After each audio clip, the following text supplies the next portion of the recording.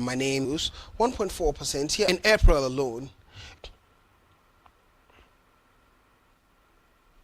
Still in business, China and EU are to hold fresh trade talks amid global headwinds. Chinese Commerce Minister Wang Wentao and EU Trade Commissioner Maros Sefcovic are set to hold another round of talks in early June on the sidelines of a WTO meeting in Paris, according to the Global Times. The two sides will conduct in-depth exchanges on the important topic of China-EU economic and trade cooperation, a source said, adding the talks will help prepare for future high-level exchanges. Notable increase in China-EU engagement amid global trade uncertainty. Recent initiatives include the China-EU Working Group on Financial Cooperation meeting in Brussels on May 13th to 14th, and the 10th Group on Financial Cooperation meeting in Brussels on May 13th to 14th, and the 10th China-France High-Level Economic and Financial Dialogue in France on May 15th.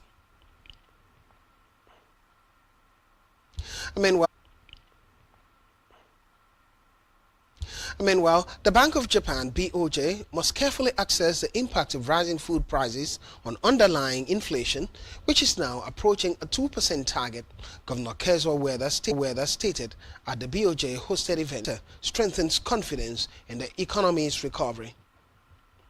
Despite recent rate hikes and the end of a decade-long stimulus program, global uncertainties such as higher U.S. tariffs have compelled the Bank of Japan to revise its growth forecast downward. Policymakers still anticipate inflation will gradually reach 2% by financial year 2027. However, weather caution the both upside and downside risks remain, particularly for financial year 2025 and 2026. About an outlook to Africa. The World Bank lowered Kenya's GDP growth forecast by half a percentage point to 4.5% this year, citing high levels of debt and lending rates, along with a decline in private sector credit. Inflation and foreign exchange rates have remained stable since last year, allowing policymakers to begin easing monetary policy. However, real lending rates have not followed suit. This has led to a slowdown in credit growth, impacting sectors such as manufacturing, finance, and mining. Private credit grew by only 1.4% in December 2024, down sharply from 13.9% a year earlier. Meanwhile, Kenya's debt reached 65.6% of GDP, placing the country in the high risk of distress category. The economy expanded by 4.7% last year, down from 5.7% the previous year. The World Bank expects GDP growth to recover to around 5% over the next 2 years. In Africa, Ghana has temporarily closed its embassy in Washington, D.C. and recalled all foreign affairs staff amid an investigation into alleged visa fraud scandal. A Foreign Affairs Minister Samuel Okudzeto Abakwa announced the closure on X, revealing that a special audit team uncovered a scheme in which a local staff member in the embassy's IT department created an unauthorized link on the embassy's website. The link redirected visa and passport applicants to his private company, where they were charged additional fees for visa and passport applicants were unknowingly redirected and charged between $30 and $60 for various services, with all proceeds allegedly funneled into a private account controlled by a locally hired embassy staff member. The investigation reveals that he and his collaborators operated this illegal scheme for at least 5 years. All foreign ministry officials have been recalled and the embassy's IT department dissolved. A bad story coming from Ghana there. Still in Africa. $1 billion impact development platform, the Lobito Corridor Impact Development from businessmen Ham Type and Angola Sovereign Wealth Fund. The initiative aims to foster sustainable economic growth through investment in diverse sectors such as agriculture, healthcare, and infrastructure. It targets Angola, the Democratic Republic of Congo, and Zambia to promote regional integration and local value creation.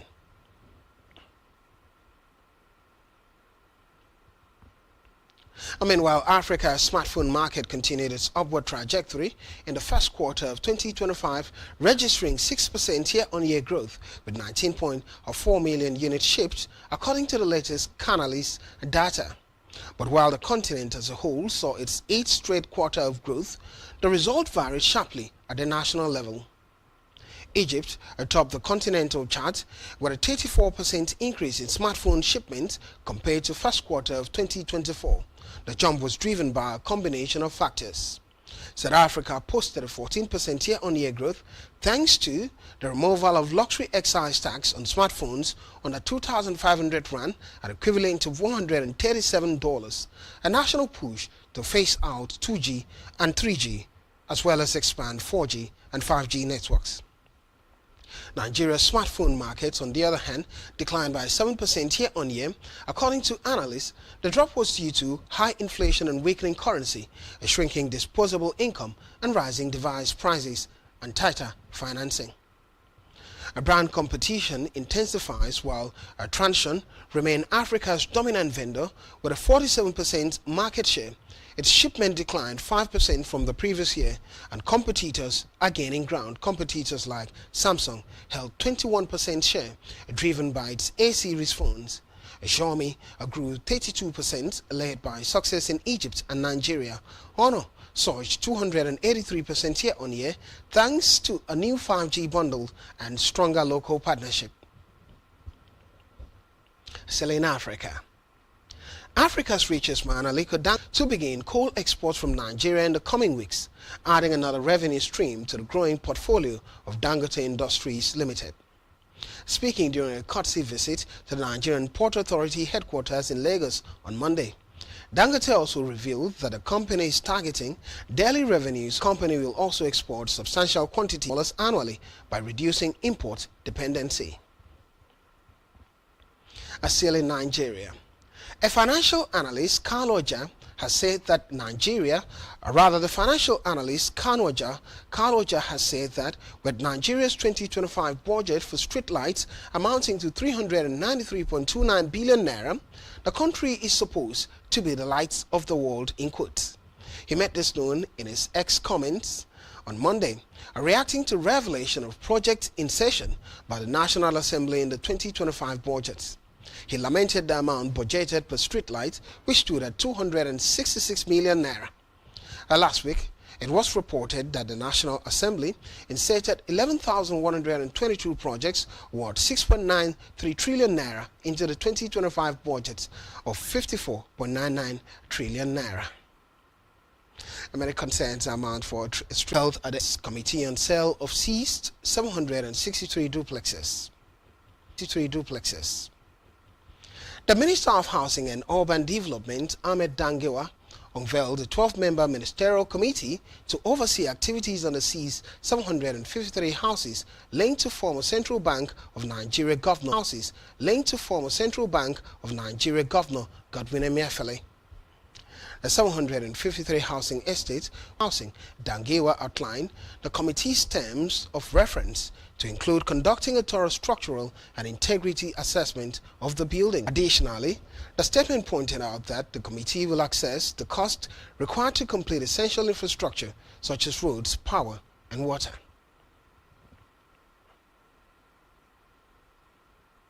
Meanwhile, the Nigeria Union of Hawkers has called on federal and state government to prioritize the protection of hawkers' rights and improve their working conditions as it marked the 2025 International Hawkers Day. In a statement, the national president of NUH, Comrade Babalola, made the appeal on the 2025 commemoration of Hawkers Day themed Empowering Street Entrepreneurs, Dignity, Rights and Recognition. Babalola affirmed the importance of hawkers to the economy while calling for government support. Hawking has empowered over 15 million Nigerians, mostly unemployed graduates and families, he said. The Hawkers Union president stated that despite the economic importance of hawking, hawkers face daily threats including extortion, harassment, lack of legal recognition, and unsafe working environments. And now we'll go on a quick break, and when we're back, Business 360 continues looking at the markets and other economic standings. Don't go anywhere.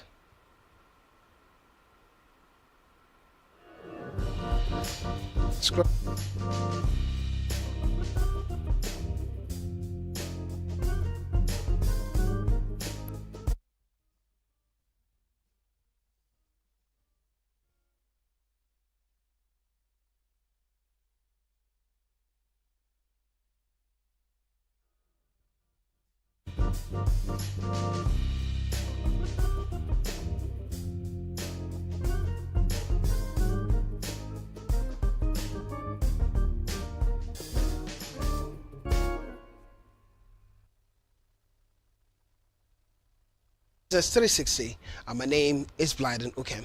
And now to global economic standings around the world and the market. First, we begin with the top 10 most valuable Nigerian brands in 2025. In 2025, Nigerian banks are not just leading in finance, they are dominating the branding space too. For the fourth year in a row, Access Bank holds on tight to the crown as Nigeria's most valuable brand. In 2025, Nigerian banks are not just leading in finance, they're dominating the branding space. Access is leading, as earlier said, being the most valuable brand and more than doubling its brand value to a whopping 893.3 billion naira, according to Brand Finance. Not far behind is Dangote Cement, which saw 74% to 562.5 billion naira, thanks to strong profits and its long-standing grip on the construction markets.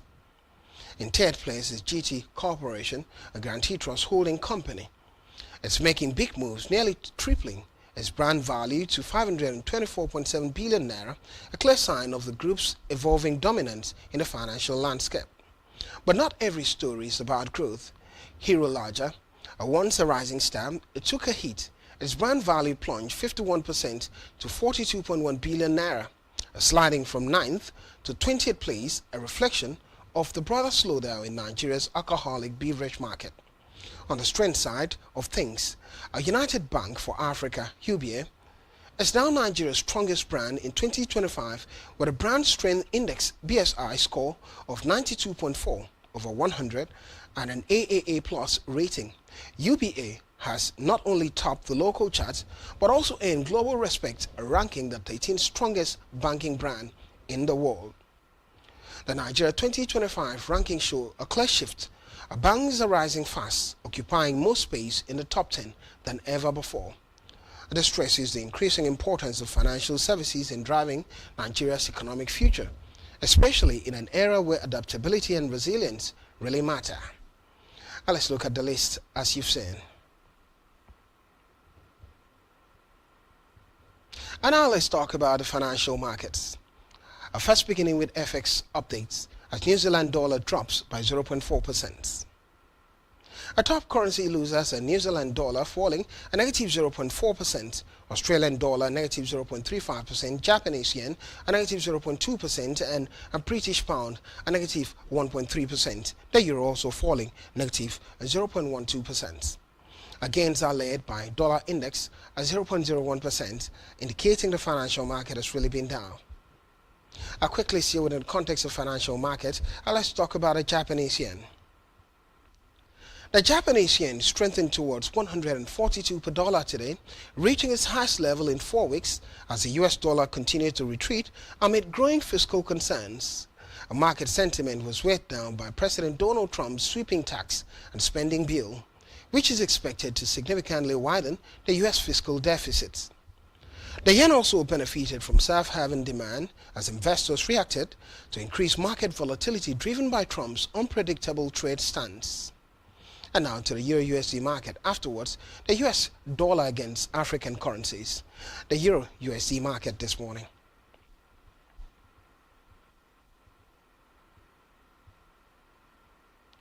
Our Euro-USD market, a market level stands at 1.13 point mark. A slight decline for the euro against the US dollar, negative 0.34 points, and the pound against the US dollar, a pound also falling by 0.21%. The Australian dollar falling. The US dollar seemed very strong, but the volatility of the market quite low. And now let's look at the US dollar against African currencies. And afterwards, we'll talk about others. A US dollar against African currencies, topping the list, is the US dollar against the Naira. Nigerian currency, the naira, the price level stands at 1,583 naira to the US dollar. The dollar falling by a negative 0.01% against the naira. And next, the US dollar against the South African rand, a 17.9 rand equaling 1 US dollar. The dollar gaining a 0.29% over the rand. And up next, the US dollar against the Zambian kwacha, a 27 kwacha to the dollar. While the dollar falling to the kwacha, a negative 0.13%, and the Egyptian pounds also gaining over the US dollar at 49.7 pound to the dollar. While the dollar falling negative 0.01% against the Egyptian pound. Quickly, the state of the naira currency, the Nigerian currency rather, the state of the naira, a US dollar and other currencies against the naira. As here within the context, we can also look at the cryptocurrency market and what the standings are for the crypto market this morning. A crypto market indicates the price of Bitcoin at $109,670 US dollars, upward at 218 points for Bitcoin, a 0.19% appreciation. The crypto market seemed to be positive this morning.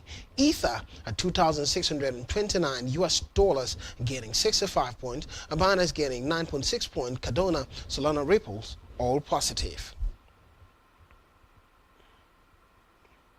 Finally, let's go to the commodity market and see the indices this morning as oil falls on higher OPEC Plus output prospects.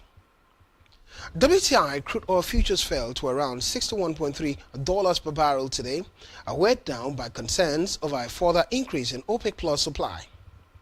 The group is set to meet later this week and will likely finalize July production targets, with reports indicating a potential output rise of 411,000 barrels per day. Earlier this month, OPEC Plus agreed to accelerate all output increases for a second straight month in June. Meanwhile, Iran on Monday rejected suspending uranium enrichment as part of a nuclear deal with the US, just days after Trump hinted agreement may be imminent. Iranian President Masoud Pezeshkian also said that Iran would be fine even if the sides are unable to come to a deal. A failure in the nuclear talks would mean continued sanctions on Iran, which would restrict Iranian oil supply and provide support to oil prices. Let's start with oil prices, the energy market first, afterwards agricultural market and the metals. The energy market. Energy market indicates a price of a US crude oil at $61 US dollars per barrel, upward by 0.01%. Brent, which is Nigeria's price benchmark, at $64 US dollars per barrel, upward by 0.0%. Natural gas falling slightly. Gasoline, heating oil, and coal, a little here, a little there. And now to the metals. Let's look at the agricultural market and the metals. A metal market indicates the price of gold at $3,370